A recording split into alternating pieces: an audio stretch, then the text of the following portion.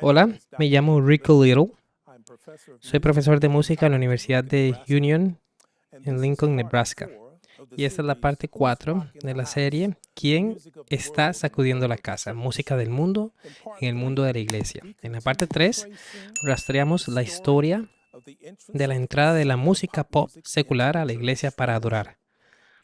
Hablamos también de los salvacionistas, la música evangélica, el jazz, el rock and roll y también vimos el papel del diablo en las transiciones que se dieron a medida que esa música llegó a la iglesia. Si uno fuera a rastrear la historia de esas formas seculares en esta familia musical, desde sus mismas raíces, uno encontraría que todas son parte de la misma familia, hijas de los mismos padres. Y todos se remontan a los blues. Todas tienen el mismo ADN musical. Todos promueven los mismos temas, comparten estructuras, armonías y ritmos similares. Alientan al mismo comportamiento inmoral y todas crecieron y fueron tocadas en sitios a los que cualquier cristiano despierto no permitiría ir a sus hijos. Además de los blues y el ragtime, hubo muchas de las influencias musicales que se congregaron y propagaron en Nueva Orleans a final de los siglos XIX. Pero los dos primeros se consideran como fundamentales para el desarrollo del jazz. Otra de las otras fuerzas mayores en la sociedad de Nueva Orleans que fue prevalente y se cree que influyó en el surgimiento de la música popular es el ocultismo, específicamente el vudú. Habían varias ramas del ocultismo que fueron importadas a este lado del planeta mediante la trata de esclavos.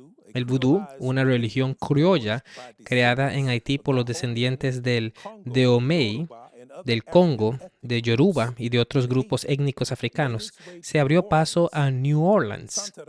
La santería, una religión afrocaribeña basada en las creencias yoruba y en tradiciones desarrolladas en Cuba, y Cúmina, una religión afro-jamaiquina que surgió de las creencias y tradiciones trasplantadas a la isla a través del Congo. Estas son algunas.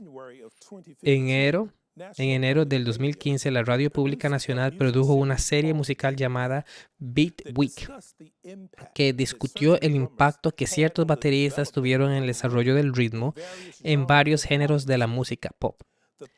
El tercer episodio de esta serie, sin embargo, tuvo como tema la forma en que la santería se infiltró en la música latina. Como exbateristas, eso me llamó la atención. Las ceremonias de santería sirven para invocar el mundo espiritual, según el anfitrión Félix Contreras. Esa conexión espiritual se logra a través de la música. Algunos de los ritmos en la música latina, jazz y cubana tienen sus raíces en ceremonias de santería afrocubana. Estos ritmos empezaron en el occidente de África, hace siglos. Cada orisha o deidad tiene su propio ritmo, dijo él. Estos ritmos se tocan en el tambor batá para llamar a las deidades durante las ceremonias. Los ritmos de santería pasaron de las ceremonias espirituales clandestinas a la sociedad cubana en los 30. Cuando uno junta estos ritmos, según el percusionista y líder de banda John Santos, recrean un hilado de ritmo que es absolutamente mágico e irresistible. Y uno no puede escuchar esa música y quedarse quieto. Es música que lo mueve a uno de adentro para afuera. Y ahora aquí tenemos una declaración clave que él hizo. Lo sagrado y lo secular comparten un lugar en la música cubana, dice Don Santos. De hecho, la música sagrada de la santería se transformó y dio a luz a las formas más populares de la música cubana. Esta declaración de Don Santos es paralela a lo que el escritor Michael Ventura dijo, que sucedió con el vudú, los blues y el jazz. En su libro Shadow Dancing in the U.S., vincula de forma conveniente el surgimiento de los blues y el jazz directamente con la influencia, la música y la práctica del vudú. Ventura dice, es en el vudú donde debemos buscar las raíces de nuestra música. La música se nutrió y creció a partir del vudú, pero tan pronto adquirió una identidad propia y ya no fue estrictamente africana. Mantuvo la metafísica del vudú escondida en ella e impulsó las trampas.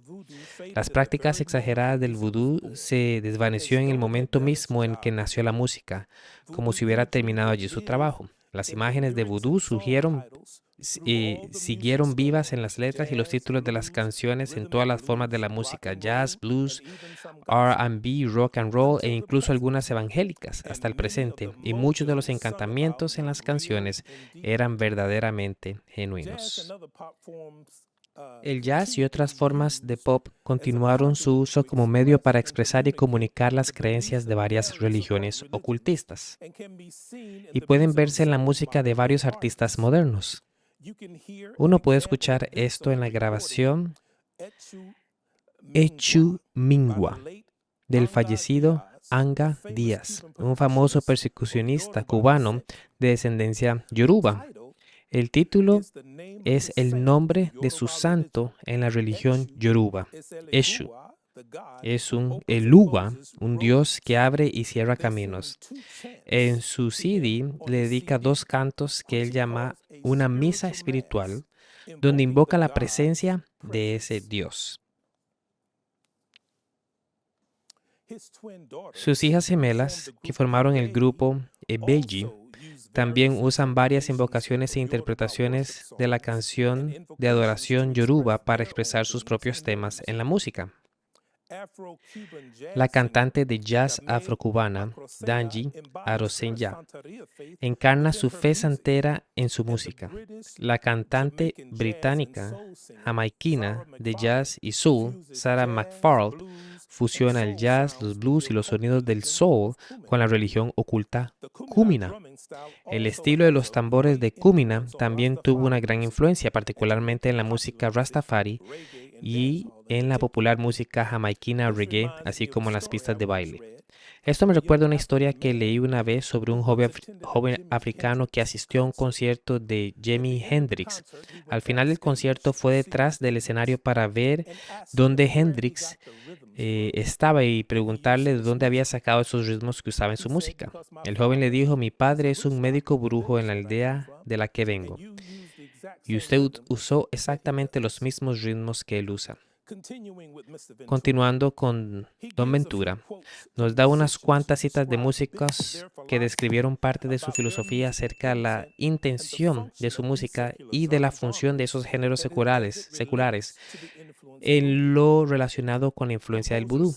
El compositor Son Rob escribió: quiero dejarlos en un estado como de sueño, entre el mito y la realidad. Yo lidio con mitos y magias, cosas de gran valor. El pianista y compositor de jazz, Cecil Taylor, dijo: la mayoría de personas no tiene idea de lo que es la improvisación. Significa el levantamiento mágico del espíritu propio a un estado de trance. No tiene nada que ver con energía, tiene que ver con fuerzas religiosas. Parte de la identidad de esta música es no tener una delineación exacta. Se trata de capturar espíritus. Nuevamente, Don Ventura. Estos eran los blues que se tocaban en cobertizos pequeños y hacinados, honky tonks, junkie joints y barrel houses, en los límites de casi todo el pueblo pequeño en el suroccidente, por Texas y hasta Chicago al norte. Era música de baile en los antros en los que se tocaba en su apogeo. A veces era un piano, a veces era una combinación de instrumentos y a menudo solo un hombre con una guitarra. Pero la gente iba a socializar, a apostar y a bailar. La relación del bailarín era exactamente la misma de la que el bailarín con el tamborilero en el vudú asiático, dice Don Ventura, donde un tamborilero trabaja de cerca con el bailarín e incluso puede inducir a una posesión a voluntad.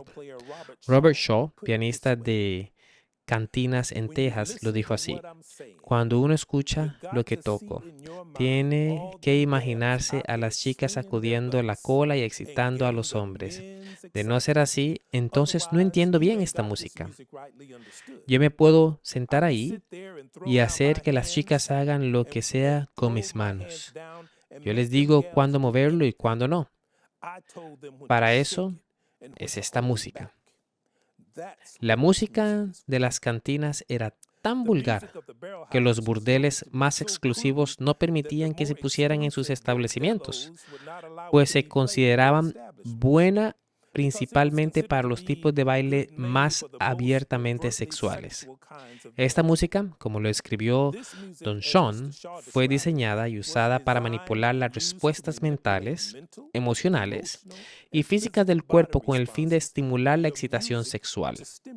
Incluso la palabra jazz tiene una connotación sexual.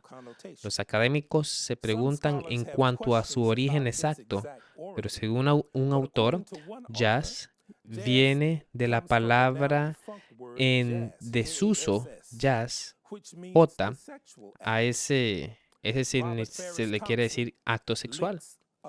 Robert Farish Thompson cree que jazz y jeans, jota y SM probablemente se derivan del conglés disna, que quiere decir eyacular. Y el mismo dios de la depravación, Hugh Hef, dijo, uno debe entender que hay una conexión entre el jazz y el sexo. El jazz salió del Distrito Rojo de Nueva Orleans. Originalmente se escribía jazz y significaba sexo. Era menos que respetable, lo que solo lo hacía más atractivo para el joven. Ahora continuemos. El trompetista Clay Smith dijo, si se supiera la verdad sobre el origen de la palabra jazz, nunca se mencionaría en compañías educadas. El New York American dijo esto en 1922 acerca del jazz. Las luces eran atenuadas y antes los pasajes de música sincopaba, sucedían cosas indescriptibles. Este es el florecimiento pleno, el fruto de la música erótica moderna, que ha enloquecido y embragado la estructura moral de los jóvenes. Y esta cita de la revista Ebony dice, la esencia misma del jazz es sexo. El uno suplica por el otro, la atención armónica, rítmica e incluso melódica, seguida por una liberación, coincide con el sentir del momento, la pasión y la inquietud acumuladas en una persona antes de la exhalación súbita y definitiva. Y Wynton Marsalis dijo, Nueva Orleans fue el semillero de este tipo de actividad sexual. Y eso que no éramos puritanos.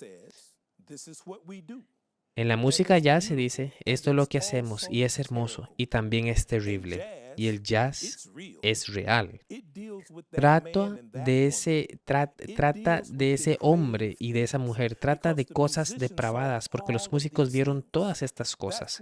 Eso es lo que le da a nuestra música su fuerza y su sentir. Y es lo que el mundo quiere de nuestra música.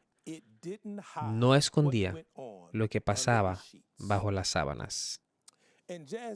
La música jazz sigue siendo sexy hoy en día, lo que hace que sea inclusive más difícil para mí entender la declaración anterior, donde el ministro declaró que la música jazz, honesta, está hecha para la belleza de Dios. El jazz fue hecho para festejar, para bailar, para entretener a clientes y prostitutas en prostíbulos, donde Dios ciertamente no es el tema de conversación. No sé cómo llega a traducirse en la honesta música del jazz está hecha para la belleza de Dios, pero es obvio que ese mismo razonamiento se aplica a las otras formas de música pop secular que se usan en la iglesia hoy. Apliquemos la conversación a la música rock and roll. Aquí tenemos unos comentarios de músicos de rock y otros también involucrados en la industria. Esta es una percepción de esta música. Los Beatles, por ejemplo. Nuestra música es capaz de causar inestabilidad emocional, un comportamiento desorganizado, rebelión e incluso revolución. Spencer Dryden. Hay que llegarles mientras son jóvenes, moldear sus mentes. Jan Berry ahora. El pulsante ritmo del rock and roll ofrece una liberación sexual vital para la audiencia adolescente. Andrew Oldham, gerente de grabación para los Rolling Stones. La música pop es sexo. Hay que darles en toda la cara con ella. Donnie Brewer, de Ground Funk. Alejamos a los chicos de sus padres y de su entorno y los llevamos a donde la única realidad es el ritmo y el pulso. John Denver. La música rock es una mayor influencia sobre las almas de los hombres que el cristianismo primitivo. Glenn Frey, The Eagles. Estoy en el rock por el sexo y los narcóticos. Debbie Harry, cantante principal de Blondie.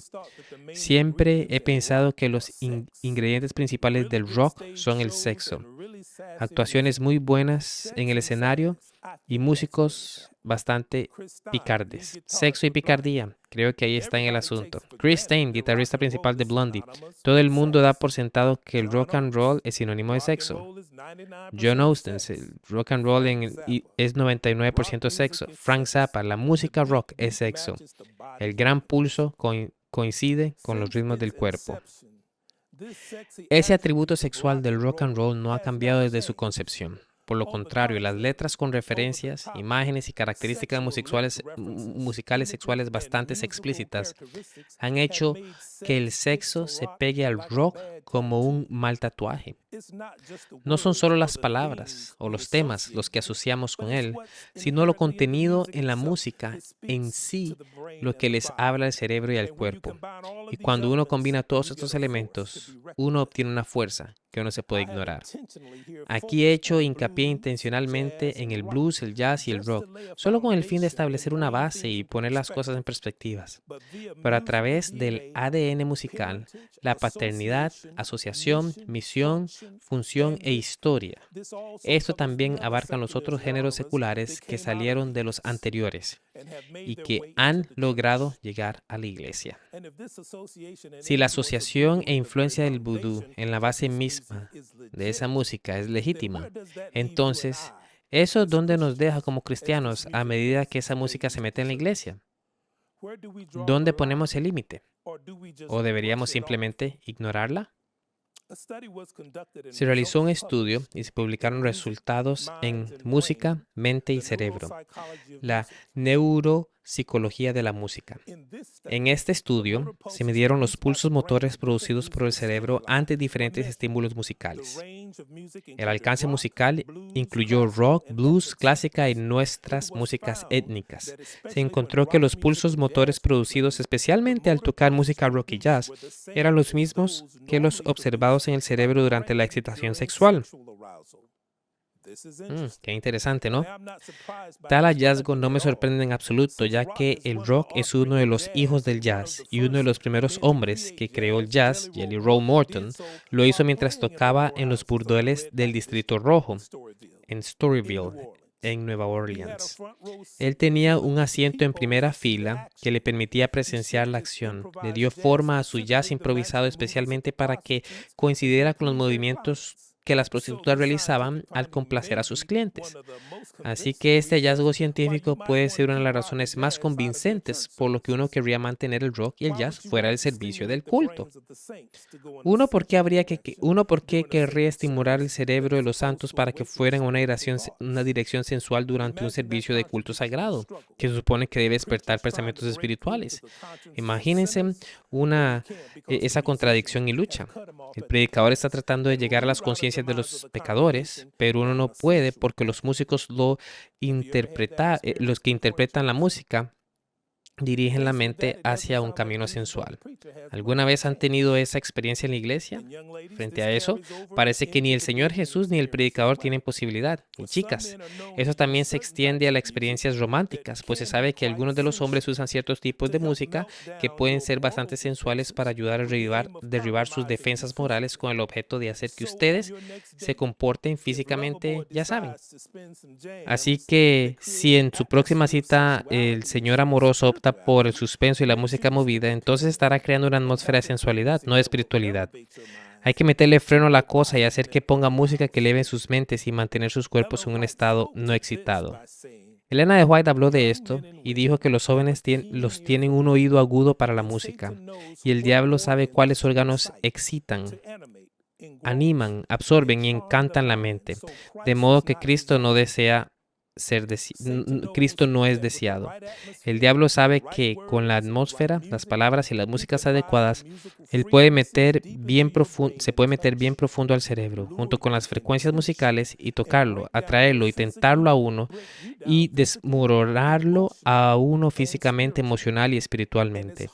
Es difícil pensar en Jesús cuando todo esto está sucediendo. Todos estos géneros de música pop tienen una historia sórdida y una relación vibrante con el sexo. El del tipo inmoral, claro. ¿Lo han notado? Hay ejemplos de canciones de esos géneros que no puede usarse inclusive en esta presentación por sexualmente explícitas que son. Tiene una calificación de 3X, música verdaderamente erótica. Y los ejemplos en los que pienso fueron creados por músicos profesionales que alguna vez se hicieron llamar adventistas del séptimo día. La asociación sexual y gráfica con esa música está de acuerdo con el antiguo modelo del vudú. Porque así como hay componentes sexuales fuertes en la música pop secular, también hubo componentes sexuales fuertes en la música usada en los rituales del vudú, en esos primeros días de Estados Unidos. Pues cerca al final de cada ceremonia, una vez que los bailarines estaban poseídos y que todos habían bebido el potaje y el caldero, los bailarines completamente poseídos por el poder se emparejaban, entregados a la lujuria, y el ritual terminaba en una forma orgística. Habiendo hecho esa conexión y comparación sexual con Don Ventura, las cuales él hizo antes entre músicos y bailarinos en el vudú y entre músicos y bailarines en el blues y el jazz, me gustaría hacer una pregunta. ¿Cómo es que los músicos cristianos actuales que adoran a Jesucristo y los músicos ocultistas actuales que adoran a dioses falsos y espíritus de los muertos pueden tener algo en común en el uso de estas mismas formas de música pop secular cuando adoran a sus dioses, que desde un punto de vista bíblico no tienen absolutamente nada que ver el uno con el otro? ¿Cómo es eso posible? ¿Cómo puede ser que el jazz y el pop sean los vehículos perfectos para comunicarse con los espíritus de lo oculto? Sean la música perfecta para las aventuras sexuales inmorales y a la vez ser la música perfecta para comunicarse con el Santo Espíritu de Dios? ¿Alguien por ahí tiene la respuesta a eso, por favor? Porque yo no la tengo. Y recuerden, la razón por la que nos estamos centrando en estos géneros de música popular es porque son los que se han metido en la música cristiana, porque ciertamente no fue la música popular china la que invadió la música evangélica, no es la música de los aborígenes la que se apoderó de la música cristiana contemporánea. Es la música popular estadounidense. Uno no ve ningún ejecutivo de música de Sony que se vaya a Mongolia e intente adquirir los derechos para la más reciente tonada y usarlos como fondo de la música cristiana evangélica, ¿cierto? Las características musicales dominantes de esta música son muy agradables a nuestros pies y a lo carnal de nuestro interior, lo sexual, no lo espiritual. Y con buena razón, pues esa fue la razón exacta para lo que fue diseñada. Solo vemos las relaciones comerciales que fomentan esta música. Venden y se identifican con cualquier cosa, zapatillas, deportivas, hamburguesas, fútbol, sexo, espiritualismo, etc. ¿Cómo puede ser que los cristianos quieran poner el nombre de Dios en tales cosas? O siquiera pensar que es necesario, apropiado o sabio.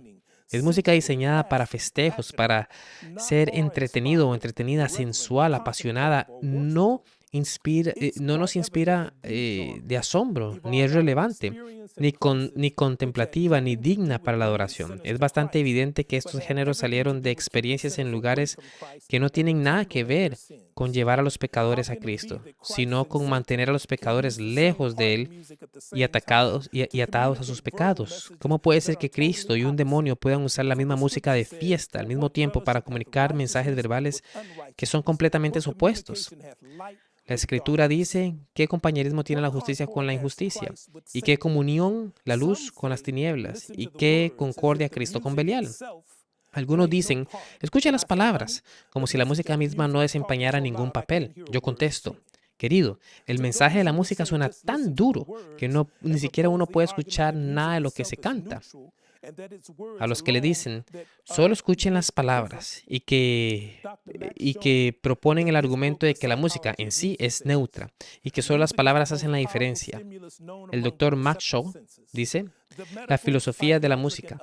La música es el estímulo más poderoso conocido entre los sentidos de percepción. La evidencia médica, psiquiatra y otros tipos a favor de la neutralidad de la música son sobrecogedores, de manera que francamente me impresiona que cualquiera pueda afirmar lo contrario con seriedad. La música es la más fuerte dominante, no la letra. Esto es lo que confirma Frank Garlock, quien hablando del rock dijo, las palabras solo le dicen a uno lo que la música ya ha dicho. La música es su propio mensaje. La ciencia ha mostrado que la música interactúa y activa el cerebro como ninguna otra cosa conocida por el hombre. Es un autoengaño creer que uno no es afectado por la música en sí o que uno puede ignorarla. Ahora, a través de la música que habla de Cristo, pero usa géneros seculares, se le entrega un mensaje doble a la gente, lo que lleva a la confusión, incertidumbre y una asociación descuidada, pero sutil, de lo sagrado con lo profano. La música dice una cosa, pero la letra dice otra. Tengo respeto por los raperos, los cantantes de pop y hip hop, porque ellos saben cómo hacer que su música y sus palabras digan lo mismo. Pero en cuanto a los cristianos que intentan ser un caballo sagrado de una vaca secular, me lo cuestiono. Es como envolver un pedazo de cerdo en celofán y ponerlo en una etiqueta que diga carne de res. Que uno ponga carne de res no cambia la sustancia del contenido. Sigue siendo cerdo. Seguirá siendo cerdo sin importar la cantidad de veces que uno diga que es carne de res. Con esto terminamos la parte 4.